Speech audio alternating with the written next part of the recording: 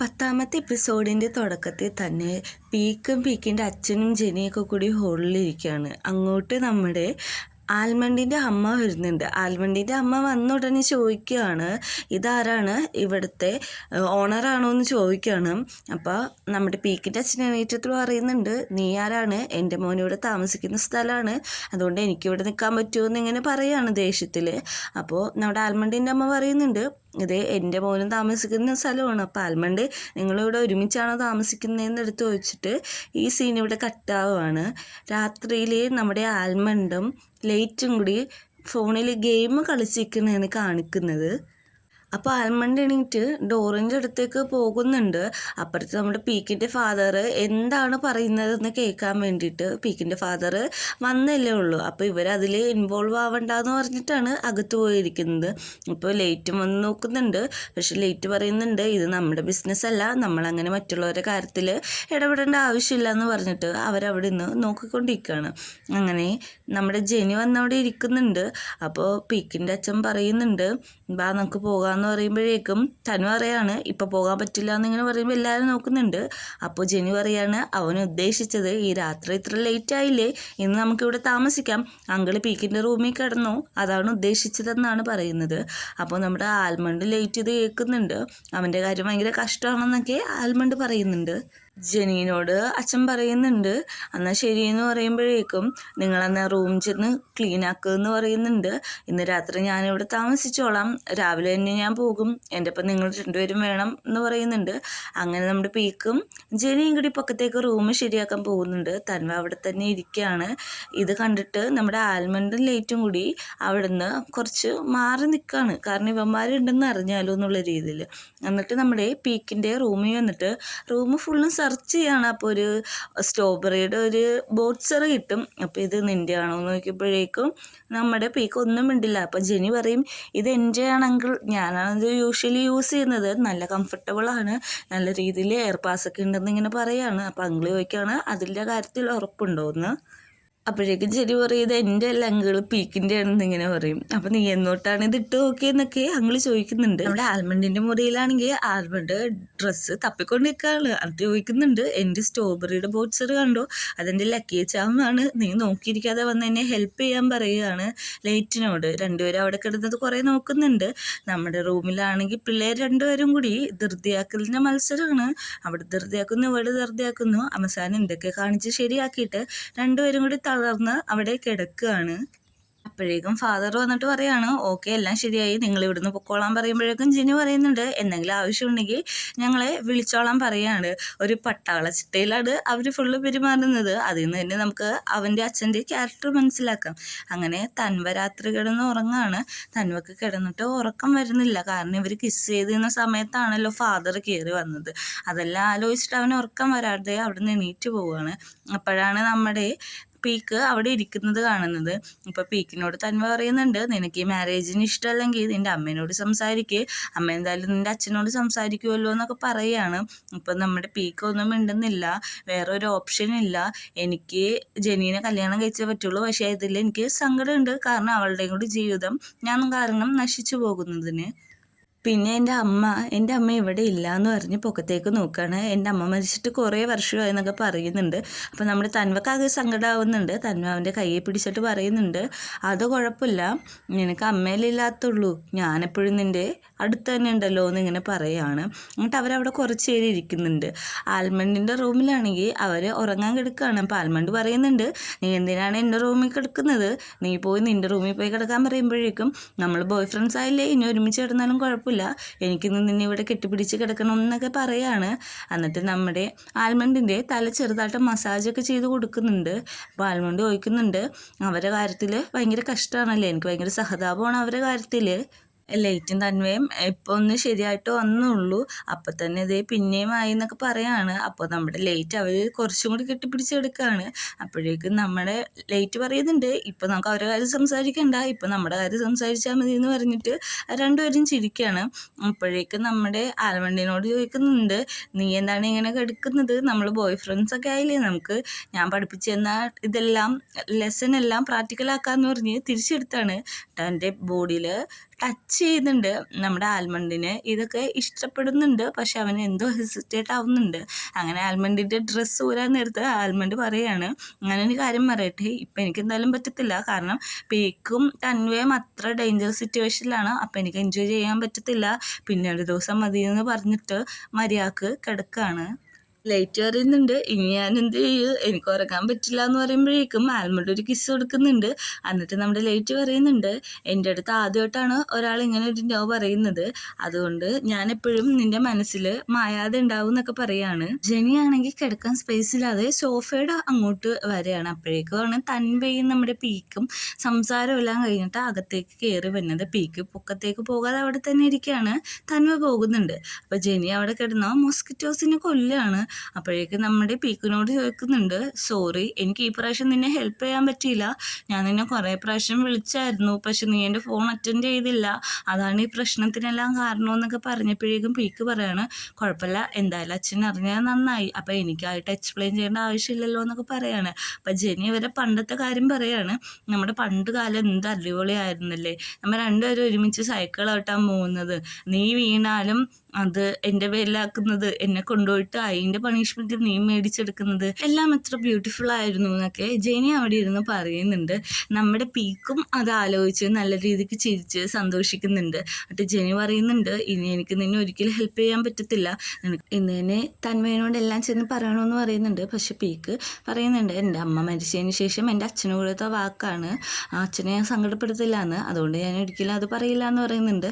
ജെനി പറയാണ്, അടുത്ത മാസം നമ്മുടെ കല്യാണമാണ്, എൻ്റെ ബോയ് ഫ്രണ്ട് ഇതെല്ലാം അറിയാം, എൻ്റെ ബോയ് ഫ്രണ്ടിനെ പോലെ ഞാൻ എൻ്റെ വീട്ടിൽ ഇൻട്രൊഡ്യൂസ് ചെയ്തിട്ടില്ല എന്നൊക്കെ പറയാണ്. അപ്പോൾ പീക്കും ചോദിക്കുന്നുണ്ട്, ഇതൊക്കെ എങ്ങനെ നടക്കുന്നു എന്ന്. അപ്പോൾ അവൾ പറയാണ്, ട്രസ്റ്റ് ഉണ്ട്, ട്രസ്റ്റിലാണ് ഇതെല്ലാം നടക്കുന്നത്, ഞാനും നീയും തമ്മിലൊരു ബന്ധമില്ലെന്ന് അവനറിയാം, അതുകൊണ്ട് തന്നെ അവനത് ഒരു കുഴപ്പമില്ല, നിനക്ക് എന്തെങ്കിലും പറയാനുണ്ടെങ്കിൽ ഇന്ന് തന്നെ തന്വയനോട് പോയി പറയാണ്. അവൾ ചിരിക്കുന്നുണ്ട്. അവനങ്ങനെ തന്വയുടെ റൂമിൻ്റെ ഉള്ളിൽ പോയി മുട്ടുന്നുണ്ട്. തന്വ തുറന്നിട്ട് ചോദിക്കുന്നുണ്ട്, എന്താണ് ചോദിക്കുമ്പോൾ, എനിക്ക് നിൻ്റെ ഒപ്പം കിടക്കണമെന്ന് പറയുന്നുണ്ട്. അപ്പോൾ തന്വ സൂക്ഷിച്ച് നോക്കുമ്പോൾ, ഞാൻ അതല്ല ഉദ്ദേശിച്ചത്, ഞാൻ നിൻ്റെ ഒപ്പം ഒന്ന് സ്റ്റേ ചെയ്തോട്ടെ പ്ലീസ്, എന്നെയും കൂടെ അകത്തേക്ക് കയറ്റുമെന്ന് ഇങ്ങനെ ചോദിക്കുമ്പോൾ തന്വ അകത്തേക്ക് കയറ്റുന്നുണ്ട്. അങ്ങനെ പിറ്റേ ദിവസം രാവിലെ ആവുന്നുണ്ട്. തൻവ എണീക്കുമ്പോഴേക്കും പീക്ക് അവനെ തന്നെ നോക്കിക്കൊണ്ടിരിക്കുകയാണ്. അപ്പോൾ നമ്മുടെ പീക്കിനോട് തൻവ ചോദിക്കുന്നുണ്ട്, ഇങ്ങനത്തെ ഒരാളെ ഞാൻ ഇതുവരെ കണ്ടിട്ടില്ല, കാരണം കണ്ണാട വെച്ചുകൊണ്ട് ഉറങ്ങണ ആൾ ലോകത്ത് ആദ്യത്തെ നീ ആയിരിക്കും എന്നൊക്കെ പറയാണ്. എന്നിട്ട് നമ്മുടെ പീക്ക് കുളിക്കാനായിട്ട് പോയി വാതിൽ ഓർക്കുമ്പോഴാണ് അവൻ്റെ അച്ഛൻ അവിടെ നിന്ന് എക്സസൈസ് ചെയ്യുന്നത്. അപ്പോൾ തൻവയോട് തിരിച്ചു വന്നിട്ട് പറയുന്നുണ്ട്, എനിക്ക് ക്ലിയർ ആയിട്ട് കാണാം എൻ്റെ അച്ഛൻ അവിടെ ഉണ്ട് എന്ന് പറയാണ്. അപ്പോൾ ജെനി കുളി കഴിഞ്ഞ് ആ വഴി ഇറങ്ങി വരികയാണ്. അപ്പോൾ ജെനീനോട് ഇവർ ആംഗ്യഭാഷയിൽ പറയും, ഞങ്ങൾക്ക് പോകണം, നീ അച്ഛനെ അവിടെ നിന്ന് മാറ്റാൻ ശ്രദ്ധ തിരിക്കാനൊക്കെ പറയുകയാണ്. അപ്പോൾ ജെനി ഓക്കെ ഞാൻ ചെയ്തോളാം, നിങ്ങൾ പൊക്കോളാൻ പറഞ്ഞിട്ട് അച്ഛനോട് വന്ന് പറയാണ്, ഇത് എക്സസൈസ് അല്ലേ, ഞാനൊരു പുതിയ എക്സസൈസ് കാണിച്ചു തരാം, കൈ ഇങ്ങനെ എടുക്കുക, സൈഡിട്ടാക്കുക, എന്നിട്ട് ഇങ്ങനെ പൊക്കോളാനുള്ള ആക്ഷൻ കാണിക്കാം എന്ന് പറയുമ്പോഴേക്കും തന്നെ നമ്മുടെ പീക്ക് അവിടെ നിന്ന് ഓടിപ്പോവാണ്. അങ്ങോട്ട് വന്നിട്ട് പറയുകയാണ്, എക്സസൈസ് ആണോ അങ്കിൾ, എനിക്ക് ഭയങ്കര ഇഷ്ടമാണ്, ഞാനും കൂടി ജോയിൻ ചെയ്തോട്ടെ എന്ന് നോക്കുമ്പോൾ തന്നെ അങ്കിള് ബാബാ ഇവിടെ വന്ന് നിൽക്ക്, ജോയിൻ ചെയ്യാൻ പറഞ്ഞിട്ട് നമ്മുടെ ജെനി കാണിച്ച അതേ സാധനം അവർ പിന്നെ റിപ്പീറ്റ് ചെയ്യുകയാണ്, അതെന്തോ എക്സസൈസ് ആണെന്ന് വിചാരിച്ചിട്ട്. ലൈറ്റും ആൽമണ്ടും ആണെങ്കിൽ യൂണിവേഴ്സിറ്റിക്ക് പോകാനായിട്ട് വണ്ടിയിൽ ഇരിക്കുകയാണ്. അപ്പോഴേക്ക് നമ്മുടെ ലൈറ്റിന് ഉറങ്ങാൻ പറ്റാതെ വണ്ടി കിടന്ന് ഉറങ്ങുന്നുണ്ട്. അപ്പോഴാണ് ആൽമണ്ടിൻ്റെ ഫോണിട്ട് ഒരു മെസ്സേജ് വന്ന് അവന് ഒച്ചെടുക്കുമ്പോൾ എല്ലാവരോടും ലൈറ്റ് സോറി പറയും. അങ്ങനെ ആൽമണ്ടും ലൈറ്റും കൂടി അവിടെ നിന്ന് ഓടാണ്. ഓടിപ്പോയി ആൽമണ്ട് നിൽക്കുന്നത് അവൻ്റെ അമ്മയുടെ അടുത്താണ്.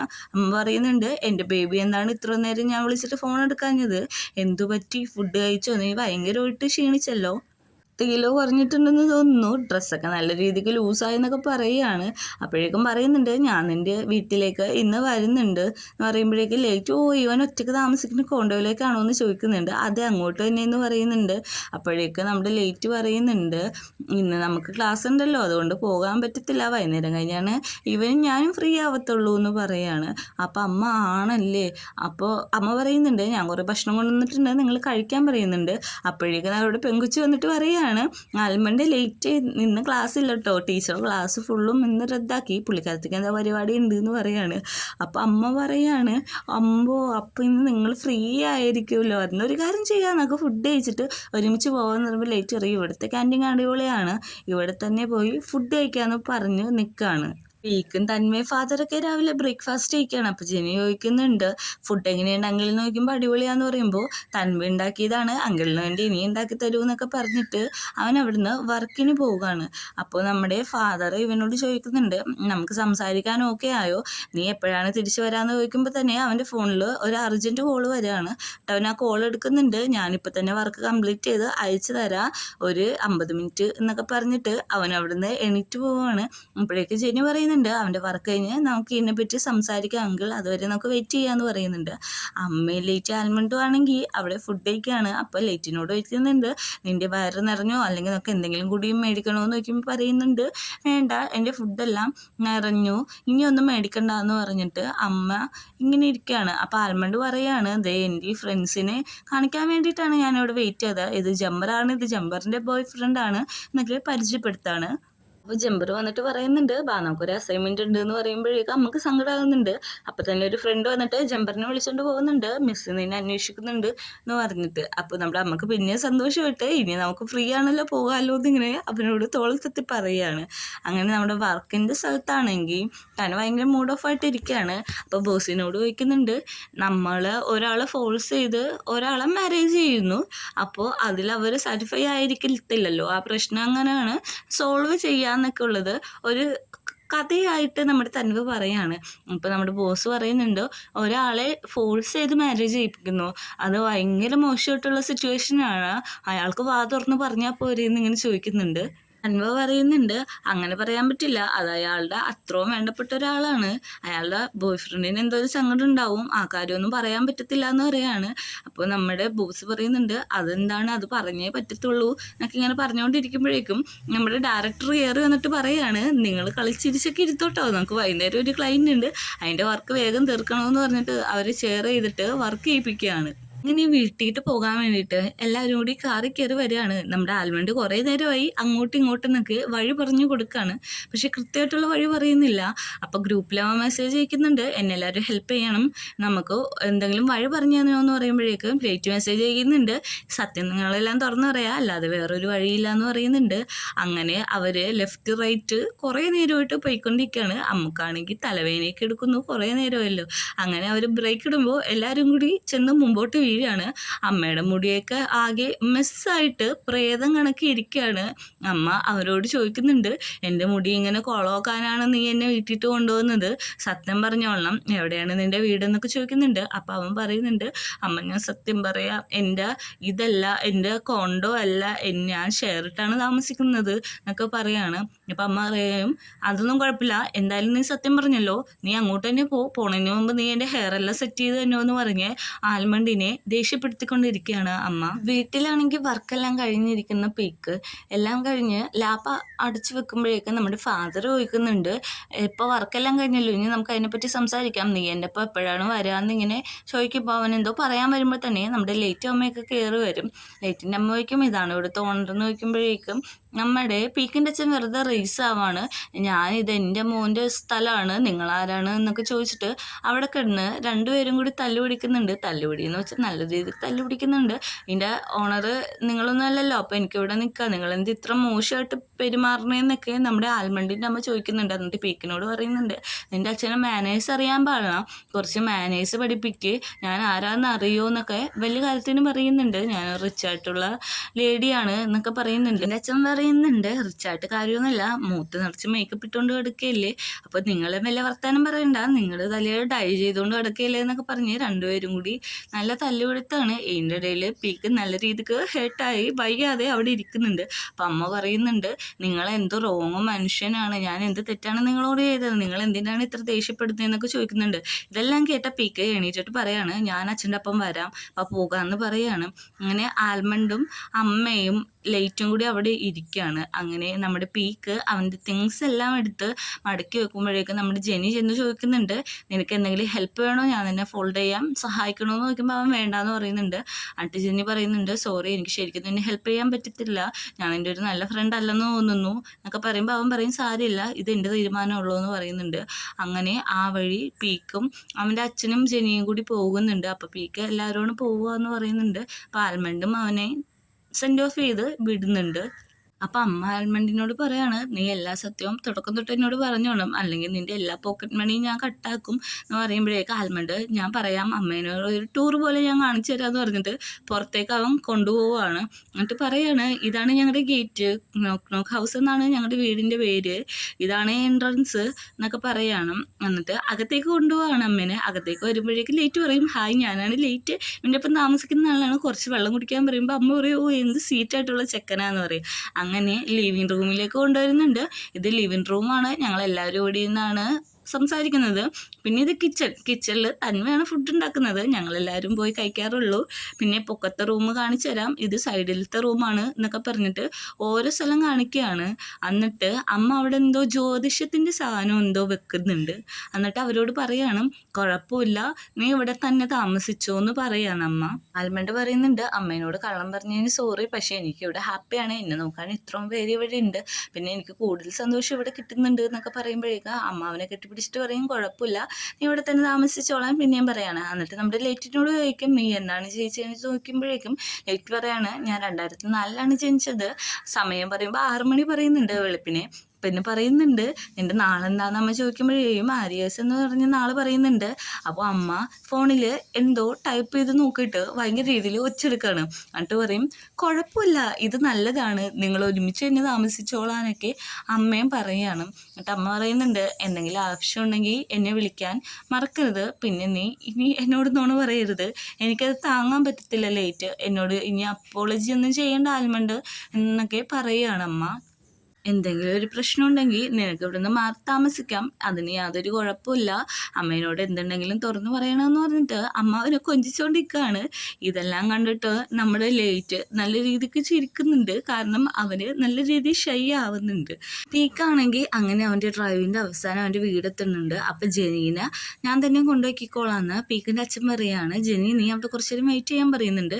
അപ്പോൾ പീക്കിനോട് ജെനി അവിടെ ഇരുന്ന് പറയുന്നുണ്ട്, ശരിക്കും സോറിയുടെ എനിക്ക് നിന്നെ ഹെൽപ്പ് ചെയ്യാൻ പറ്റിയില്ല എന്ന് പറയുമ്പോൾ അവനൊന്നും മിണ്ടുന്നില്ല. അവൻ ഫോണിൽ വന്നൊരു മെസ്സേജ് നോക്കുകയാണ്, തൻവയാണ് ആ മെസ്സേജ് അയച്ചിരിക്കുന്നത് എവിടെയാണെന്ന് ചോദിച്ചിട്ട്.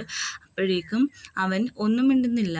അപ്പം പറയാണ്, നീ പൊക്കോളൂ ഞാൻ പിന്നെ കണ്ടോളാന്ന് പറയുമ്പോഴേക്കും അങ്കിള് വന്നിട്ട്, ബാ നമുക്ക് പോകാം, എനിക്ക് നിൻ്റെ ഫാദറിനെ കൂടി കാണാനുണ്ട് എന്ന് പറഞ്ഞിട്ട് ജെനീനെയും കൂട്ടി അവിടെ നിന്ന് പോവുകയാണ്. അങ്ങനെ പീക്ക് അവൻ്റെ വീട് നോക്കുന്നുണ്ട്. ഒരു വലിയ വീടാണ് അവൻ താമസിക്കുന്നത്. കയറി വന്നിട്ട് അവൻ താമസിച്ച സ്ഥലങ്ങളെല്ലാം നോക്കുന്നുണ്ട്. എന്നിട്ട് അവൻ്റെ അമ്മയുടെ ഫോട്ടോ നോക്കുന്നുണ്ട്. അതിൽ നോക്കി അവൻ കുറച്ച് ഇമോഷണൽ ആവുന്നുണ്ടെങ്കിലും അവൻ്റെ ആ ഫോട്ടോ തിരിച്ചവിടെ തന്നെ വെക്കുകയാണ്. നമ്മുടെ തൻവയാണെങ്കിൽ എല്ലാവർക്കും വേണ്ടിയിട്ട് കുക്ക് ചെയ്തുകൊണ്ടിരിക്കുകയാണ്. അപ്പോഴേക്കും നമ്മുടെ ആൽമണ്ടും ലേറ്റും ഫുഡ് കഴിക്കാനായിട്ട് അവിടെ വന്നിരിക്കുന്നുണ്ട്.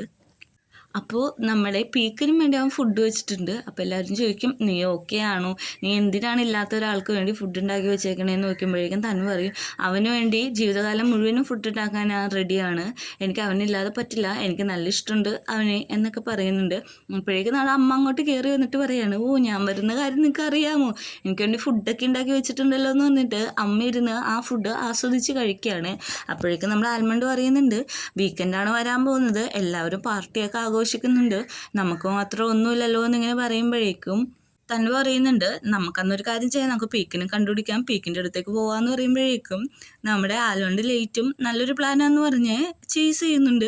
അപ്പം അമ്മയും പറയുന്നുണ്ട്, എന്നാൽ ഞാനും കൂടി വരാം നിങ്ങളുടെ പാർട്ടിക്കെന്ന് പറയുമ്പോഴേക്കും ആൽമണ്ട് പറയുന്നുണ്ട്, പറ്റില്ല അമ്മേ വരാൻ പറ്റില്ല, ഇത് ബോയ്സ് മാത്രമുള്ള ട്രിപ്പാണ് എന്ന് പറയാണ്. എന്നിട്ട് തൻവയനോട് അമ്മ ചോദിക്കുന്നുണ്ട്, നിനക്ക് അത്രയ്ക്ക് ഇഷ്ടമാണോ പീക്കിനെ എന്ന് നോക്കുമ്പോൾ അതെന്ന് പറയുന്നുണ്ട്. അന്നൊരു കാര്യം എന്ന് പറഞ്ഞിട്ട് ബാഗിൽ നിന്ന് നമ്മൾ ഫോൺ എടുത്തിട്ട് ഒരു വാൻ വിളിക്കുകയാണ്. ഇവർക്ക് എത്ര ദിവസമാണ് പോകേണ്ടത്, ഹോട്ടലെല്ലാം ബുക്ക് ചെയ്യുക, എല്ലാം എൻ്റെ അനൗൺസാന്ന് പറയുന്നുണ്ട്.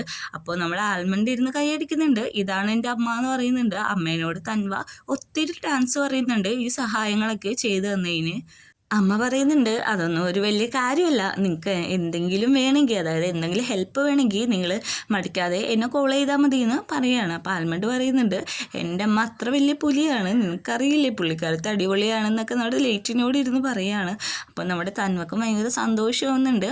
അപ്പോൾ നമുക്ക് നമ്മുടെ ഇത് എന്ന് വെച്ചാൽ അവരുടെ മിഷൻ നമുക്ക് സക്സസ് ആക്കാമെന്ന് പറഞ്ഞ് 3 പേരും കൈവച്ചുകൊണ്ടിരിക്കുമ്പോൾ അമ്മേനോട് പറയാണ്, അമ്മയും കൂടി വെക്കാൻ പറയുകയാണ്. അപ്പോഴാണ് നമുക്ക് ഓർമ്മ വന്നത്.